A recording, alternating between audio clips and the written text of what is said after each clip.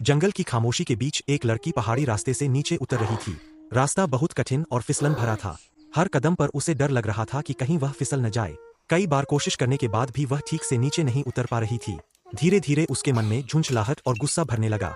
उसने रुककर गहरी सांस ली, लेकिन डर फिर भी कम नहीं हुआ। तभी उसे अपनी मम्मी की बातें याद आ गईं।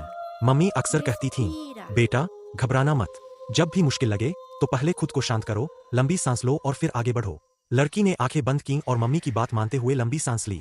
कुछ ही पलों में उसका मन शांत हो गया। अब उसने ध्यान से कदम बढ़ाए और देखते ही देखते वह आसानी से पहाड़ी से नीचे उतर गई। उसके चेहरे पर हल्की सी मुस्कान आ गई। उसने आसमान की ओर देखते हुए मन ही मन कहा, धन्यवाद मम्मी, आपने आज भी मुझे हिम्मत दी। थोड़ा आगे बढ़ चलते चलते उसे एक नदी दिखाई दी। नदी के ऊपर एक पुल बना हुआ था, लेकिन वह पुल पूरी तरह टूटा फूटा था। जगह लकड़ी के पट्टे गायब थे। लड़की ने निराश होकर कहा, कोई इन चीजों को ठीक क्यों नहीं करता? क्या किसी को परवाह ही नहीं है? कुछ पल वह वहीं खड़ी रही, फिर उसने हिम्मत जुटाई और पुल पर कदम रख दिया। अचानक उसका पैर फिसला और वह गिरते गिरते बची। उसका दिल तेजी से धड़कने लगा, लेकिन उसने खुद को संभाला और मम्मी की बातें याद कीं। धीरे धीरे संभलकर वह पुल पार कर गई। पुल पार करते ही उसकी सारी घबराहट खुशी में बदल गई। वह खुशी से झूम उठी। उसे लगा जैसे उसने कोई बड़ी जीत हासिल कर ली हो।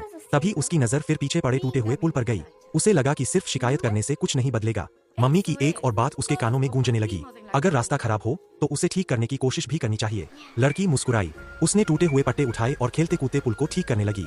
थोड़ी देर में पुल फिर से मजबूत हो गया। अब वह बिना डरे उस पुल पर झूलते हुए आगे बढ़ने लगी। उसके मन में एक ही बात थी, जहाँ चाह होती है वहाँ राह जरूर निकल आती है।